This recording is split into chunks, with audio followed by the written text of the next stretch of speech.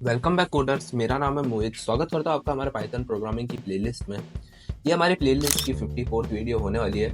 आज की वीडियो के साथ हम स्टार्ट करने वाले हैं एब्स्ट्रैक्ट क्लास और abstract method. Object oriented programming का काफ़ी ज़्यादा इंपॉर्टेंट कॉन्सेप्ट है, जिसमें आपको कोई एक ऐसी एप्लीकेशन डिज़ाइन करनी है जो उप्स के कॉन्सेप्ट का यूज़ करती हो, तो ये चीज़ काफ़ी ज़्यादा इंपॉर्टेंट हो जाती है। तो आज की वीडियो में हम बात करेंगे एब्स्ट्रैक्ट क्लास को किस तरीके से आप क्रिएट कर सकते हैं, एब्स्ट्रैक्ट मेथड क्या होता है और क्यों हमें एब्स्ट्रैक्ट क्लास की जरूरत होती है पाइथन के अंदर। अगर मैं बात करूँ दूसरी प्रोग्रामिंग लैंग्वेजेस की, तो दूसरी प्रोग्रामिंग लैंग्वेज में आप डायरेक्टली एब्स्ट्रैक्ट क्लास को क्रिएट कर सकते हो, लेकिन पाइथन के अंदर हमारे पास कोई ऐसा मेथड नहीं होता। हमारे पास एक मॉड्यूल होता है पाइथन में जिसका नाम होता है एबीसी मॉड्यूल। उसका यूज करके आपको इनहेरिट करानी पड़ती है एब्स्ट्रैक्ट क्लास को, जिससे आप उस क्लास को एब्स्ट्रैक्ट क्लास में कन्वर्ट कर सकते हो और एब्स्ट्रैक्ट मेथड को यूज कर सकते हो।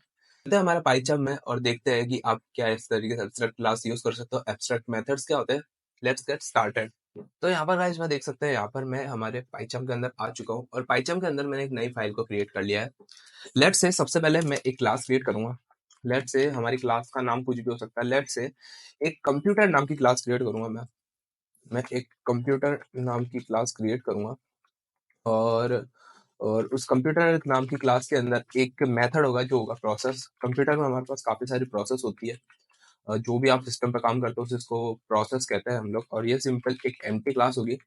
अभी आप देखिए, अभी मैंने सिंपल से क्लास क्रिएट करी है और इसके अंदर एक एम्प्टी मेथड क्रिएट करा है और ये क्लास भी यानी एम्प्टी क्लास हो चुकी है हमारी। अभी के लिए ये एक एब्स्ट्रैक्ट क्लास नहीं है।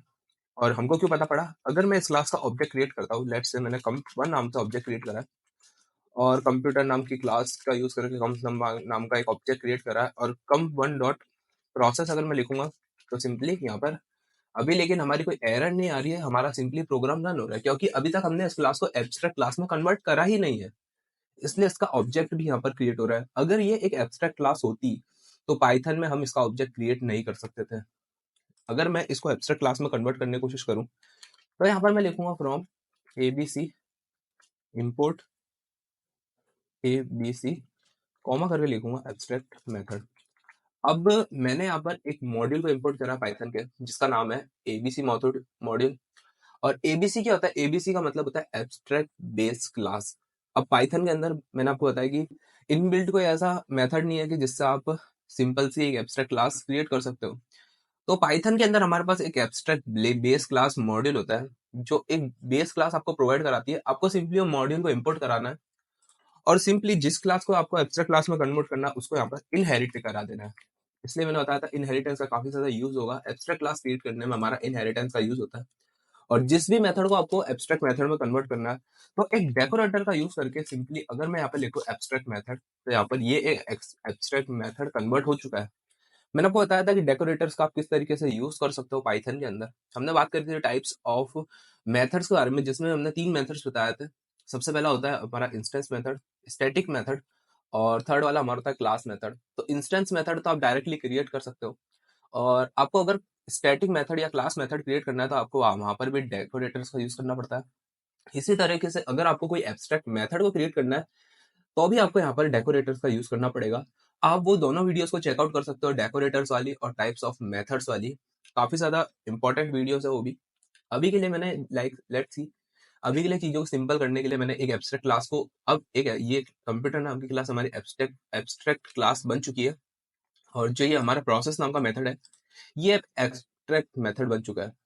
अब देखिए, पहले मैं अगर इस प्रोग्राम को रन कर रहा था तो कंप्यूटर नाम का हमारा ऑब्जेक्ट यहाँ पे क्रिएट हो रहा था और कंप्यूटर वन ऑब्जेक्ट से हम लोग प्रोसेस नाम के मेथड को एक्सेस कर पा रहे हैं। लेकिन अब ऐसा नहीं होगा, अब चीजें बहुत ज्यादा डिफरेंट हो जाएगी। अगर मैं अब इस प्रोग्राम को रन करूं तो यहाँ पर आप देखिए क्या आ रहा है, can't instant can't instantiate abstract class computer without the implementation of abstract method. तो ये बोल रहा है कि आप कंप्यूटर नाम के मेथड को क्रिएट ही नहीं कर सकते जब तक आप उस प्रोसेस नाम के मेथड को इम्प्लीमेंट नहीं करते। अब आप देखिए, जब भी आप एब्स्ट्रैक्ट क्लास का यूज करते हो तो एब्स्ट्रैक्ट क्लास में जो एब्स्ट्रैक्ट मेथड होता है, जब तक आप उसको एब्स्ट्रैक्ट क्लास का यूज करके एब्स्ट्रैक्ट मेथड जब तक आप उसको इम्प्लीमेंट नहीं करोगे तब तक आप उस क्लास को क्रिएट नहीं कर सकते। और ये काफी ज्यादा इंपॉर्टेंट चीज है। अभी आपको समझ नहीं आ रहा होगा कि हम लोग ऐसा क्यों कर रहे हैं। हम लोग डायरेक्ट भी कंप्यूटर नाम वन नाम के प्रोसेस को क्रिएट कर सकते थे, फालतू ये कर रहे हैं। लेकिन जब आप कोई एप्लीकेशन ऐसे डिजाइन करोगे जिसमें बहुत ज्यादा एक ओप्स के कॉन्सेप्ट का यूज हो रहा होगा, एक ऑब्जेक्ट ओरिएंटेड एप्लीकेशन का क्रिएट करोगे, तब ये एब्स्ट्रैक्ट क्लास और एब्स्ट्रैक्ट मेथड काफी ज्यादा इंपॉर्टेंट हो जाते हैं। और जब आप एपीआई हैंडल करोगे तब भी ये चीज काफी ज्यादा इंपॉर्टेंट होती है। जब आपको एपीआई को बताना हो कि कौन सी क्लास को मैंडेटरी करने के लिए, किसी क्लास को, किसी प्रोसेस को मैंडेटरी करने के लिए हम लोग एब्स्ट्रैक्ट क्लास मेथड का यूज करते हैं। इस एग्जांपल के थ्रू एक समझते हैं हम लोग कि मैं ऐसा क्यों कह रहा हूँ। अभी के लिए मैं दोनों चीज को कमेंट आउट कर दूंगा। लेट्स से मैं एक क्लास क्रिएट करता हूँ, और क्लास क्या हो सकती है, क्लास सिंपली हमारे ऊपर हो सकती है, प्रोग्रामर्स।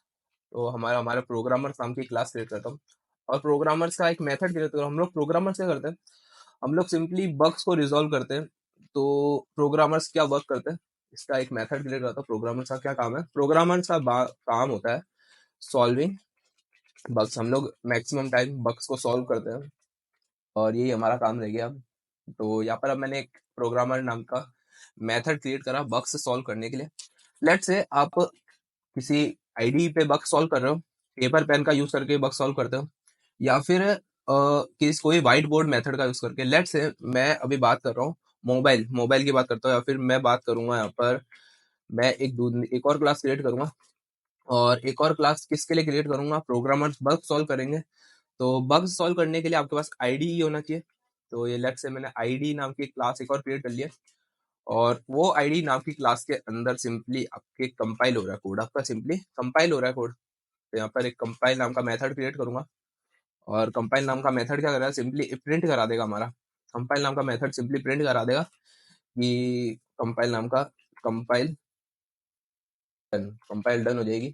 यहाँ पर सिंपली सॉल्व करेगा बग्स, और सिंपली इस हमारा जो प्रोग्रामर नाम का क्लास है उसके अंदर वर्क नाम का मेथड है, इसके अंदर सेल्फ के अलावा एक अदर ऑब्जेक्ट भी पास करूंगा, और सिंपली हमारा जो आईडी का यूज करके बग सॉल्व करेगा प्रोग्रामर। तो यहाँ लिखूंगा id.id.compile, बग सॉल्व कर दो, फिर हमारा कोड को कंपाइल कर दो। तो अभी क्या करूंगा, अभी मैं प्रोग्रामर नाम का जो हमारा क्लास है उसको यहाँ पे, तो यहाँ पे p prog1 is equals to programmer नाम की क्लास का ऑब्जेक्ट क्रिएट करूंगा। और नेक्स्ट हमारा ऑब्जेक्ट होगा आईडी नाम का, तो a1 नाम से आईडी नाम का ऑब्जेक्ट क्रिएट करूंगा, आईडी लिख के ऑब्जेक्ट क्रिएट कर लिया। अब मैं लिख करूंगा प्रोग्रामर डॉट वर्क का यूज करके, और वर्क के अंदर एक तो प्रोग्रामर पास होगा, और नेक्स्ट हमारा पास होगा ए वन पास कर दिया, कोई बात नहीं, ए वन ही पास कर दिया। अगर इस प्रोग्राम को रन करूं तो आउटपुट में क्या आएगा, लेट्स सी, हम लोग देख लेते हैं पहले। सिंपली प्रोग्राम हमारा जो कोड है वो सिंपली इस नाम की क्लास पे जाएगा। सबसे पहले हमारा प्रिंट होगा सॉल्विंग बग्स, और उसके बाद आईडी नाम की क्लास का कंपाइल मेथड रन हो जाए, जिसमें रन होगा कंपाइल डन। अगर इसको रन करूं तो यहाँ पर आप देखिए कि यहाँ पर हमारी एरर आई है। और एरर हमारी क्यों आई है, इसमें लिखा है IDE compile missing one required positional argument. तो यहाँ पर मेरे को अदर डॉट कंपाइल लिखना पड़ेगा। मेरे को यहाँ पर अदर अदर को कॉपी करूंगा, और यहाँ पर अदर डॉट कंपाइल लिखना पड़ेगा। अगर अब मैं इसको रन करूँ तो यहाँ पर देखिए लिखा हुआ आ रहा है solving bugs compile done, solving bugs और कंपाइल डन। तो ये देखना पड़ेगा मेरे को दो दो बार क्यों आ रहा है, क्योंकि यार मैंने दो बार इसको कॉपी कर दिया है। अगर इसको रन करूँ तो यहाँ पर आप देखिए सॉल्विंग बग्स एक बार आया, और कंपाइल डन एक बार आ गया। यानी प्रोग्रामर्स को हमने वर्क दिया, उसमें सॉल्व करी बग्स, और सिंपली हमारा कोड को कंपाइल कर दिया। अब जो हमारा आईडी मेथड है उसके अंदर प्रोसेसेस चलती है। तो कंप्यूटर में काम कर रहा है हमारा आईडी, और कंप्यूटर की प्रोसेस जो है वो आईडी में भी प्रोसेसेस कुछ रन करती होगी। तो लेट्स से मैं ये कंप्यूटर नाम की जो क्लास है, यानी हमारा आईडी कंप्यूटर में रन कर रहा है, तो आईडी हमारा कंप्यूटर का चाइल्ड हो गया। तो लेट्स से मैं कंप्यूटर को यहाँ पर एक्सेस कर सकता हूँ। यहाँ पर मैं क्या कर सकता हूँ, कंप्यूटर नाम की जो हमारा जो कंप्यूटर नाम का क्लास है उसको इनहेरिट करा सकता हूँ आईडी के अंदर, क्योंकि कंप्यूटर हमारा चाइल्ड हो गया और आईडी हमारा कंप्यूटर में काम कर रहा है। तो आईडी के कंप्यूटर के जितने मेथड है, रैम का यूसेज और मेमोरी का यूसेज, वो आईडी भी यूज कर रहा है। तो इसलिए मेरे को यहाँ पर इनहेरिट कराना पड़ेगा। अगर मैं अब इस प्रोग्राम को रन करूँ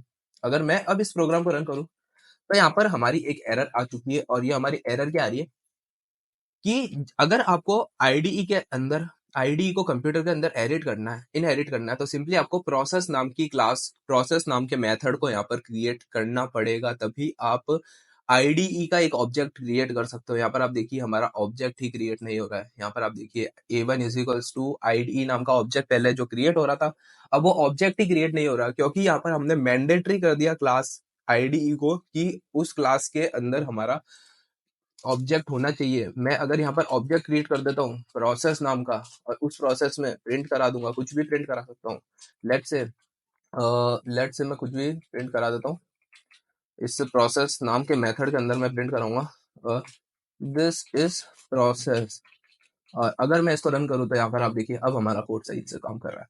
तो इस तरीके से आप एब्स्ट्रैक्ट क्लास एब्स्ट्रैक्ट मेथड को यूज कर सकते हो। किसी चीज को, किसी प्रोसेस को मैंडेटरी बनाना है तो सिंपली आप एब्स्ट्रैक्ट क्लास एब्स्ट्रैक्ट मेथड का यूज करके वो चीज कर सकते हो।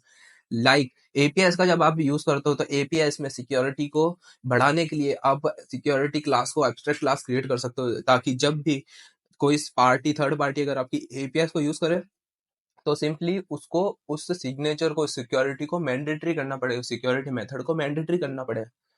तो बस गाइस आज की वीडियो में इतना ही। वीडियो इंटरेस्टिंग लगे तो वीडियो को लाइक कर दीजिए। आई होप आपको एब्स्ट्रैक्ट क्लास और एब्स्ट्रैक्ट मेथड समझ आ गया होगा। आप हमारे यूट्यूब चैनल पे अवेलेबल जावा पाइथन की प्लेलिस्ट को एक्सेस कर सकते हैं, जिसमें हमने काफ़ी सारी चीज़ों के बारे में अब तक बात कर ली है। तो बस गाइस आज की वीडियो में इतना ही। मिलता है आपको नेक्स्ट वीडियो में। आप हमारे यूट्यूब चैनल पर अवेलेबल जे क्वेरी की वीडियो को भी चेकआउट कर सकते हैं, जिसमें हमने एक वीडियो में जे क्वेरी को कंप्लीट किया है, और दूसरी भी काफ़ी सारी प्लेलिस्ट अवेलेबल, उनको भी जाके चेकआउट कर सकते हैं। तो बस गाइस मिलता है नेक्स्ट वीडियो में, तब तक के लिए जय हिंद।